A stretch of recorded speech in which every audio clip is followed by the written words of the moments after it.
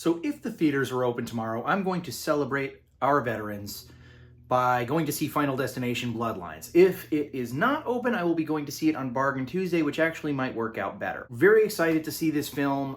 Tony Todd, damn you Academy Awards for not even mentioning his passing. I mean, not that I should really be surprised. They have no respect for horror films. Anyhow, I decided to do this video, a ranking, okay, of the Final Destination movies from best to worst in order of the way I enjoyed them. Now, I want to be very clear, okay, before everybody brings out the sickles and pitchforks. This is how I enjoyed them.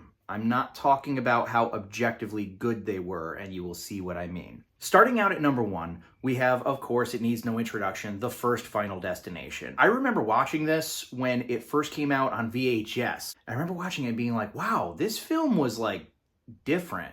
It was creepier.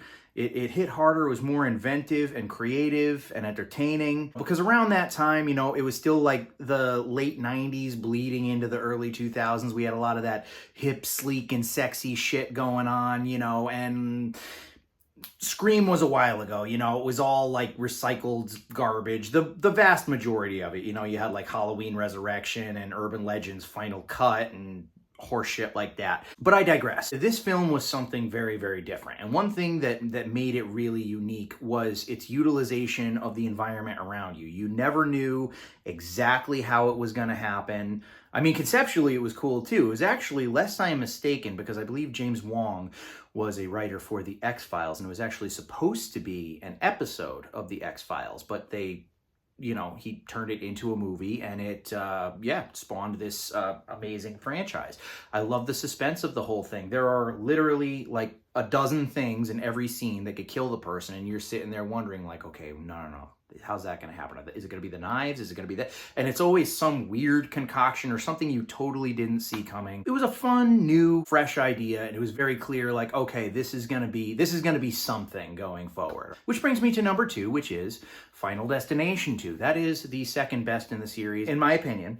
And I have to say, it was actually quite shocking to me how creative they were in like tying things in directly with the first film, like people who were supposed to have died, you know, not dying when they were or dying at a later time affected somebody else's life who avoided an accident that they should have gotten into, and round we go. Like it's almost sort of like the butterfly effect of fate or death. And I mean, let's be real, that log scene on the highway, arguably the most iconic of any of the Final Destination movies. Anytime you're on the highway and you are anywhere near a log truck, that's the first thing that you think about, you know? So very great movie there. So number three for me in terms of the best was Final Destination 5. I like the fact that they brought Tony Todd back. Funnily enough, overall, the movie really wasn't like that special. It was kind of like shit that we've seen before. The thing that made it cool was the twist at the ending. Again, it's nothing that you haven't seen before, but if you make it to the end, you leave kind of being like, ah, that is so freaking cool, barring spoilers. Now, and I would like to reiterate here, okay, this is in terms of how I enjoyed the films, not in terms of how good they were. Number four for me is The Final Destination. This movie is schlock. It is pure schlock. It came out when that like 3D craze of the late 2000s, early 2010s was coming around.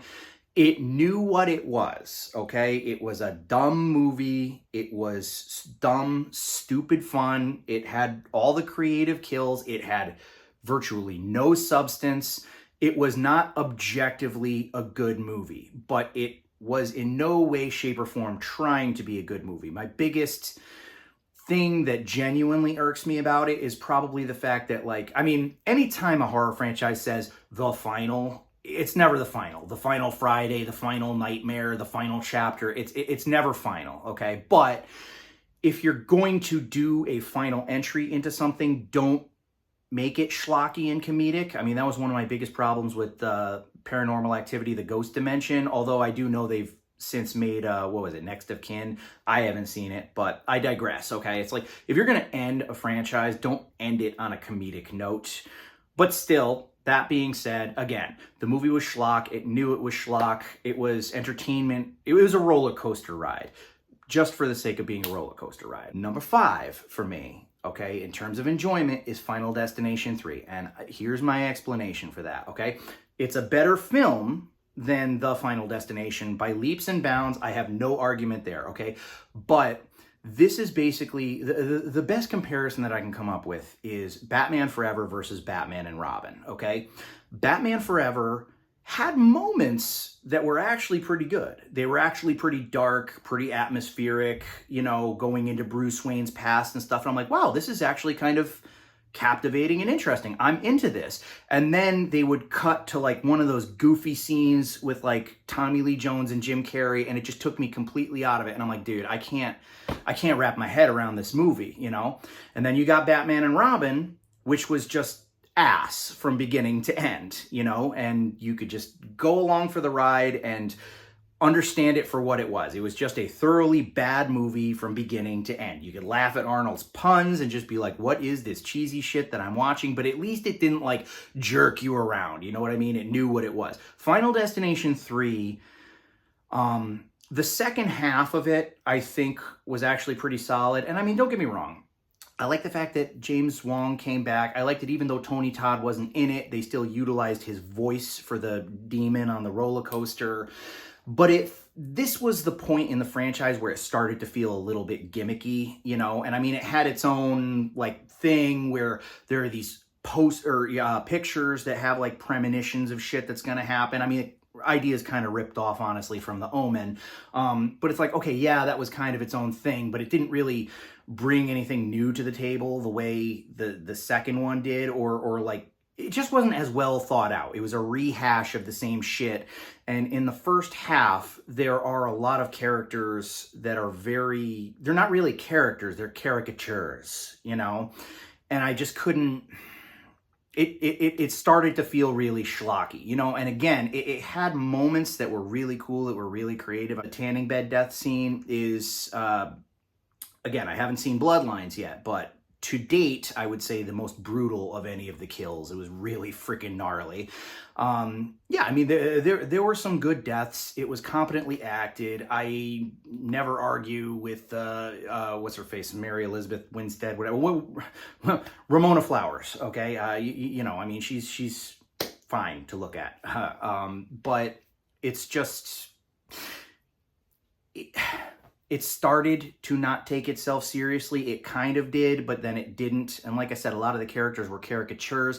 So in that Batman Forever sort of vein, I couldn't quite, like, I can't watch that movie and feel really like settled into something, you know? At least when I watch The Final Destination, I'm like, okay, this is shit. You know what I'm saying? Like, I can process it in my brain better than I can process Final Destination 3. But Final Destination 3, in terms of quality, like actual movie quality, is better than The Final Destination. That is my ranking of what I perceive to be the most to the least enjoyable Final Destination movies.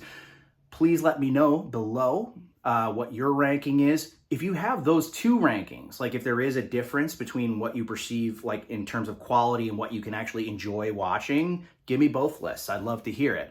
Thank you very much, as always, for watching, and either today or tomorrow, possibly by Wednesday at the latest, you know, I'm going to have up a video for Final Destination Bloodlines. I'm going out to theaters to see it, and I'm really looking forward to it. All right, guys, thank you, and that's all she wrote.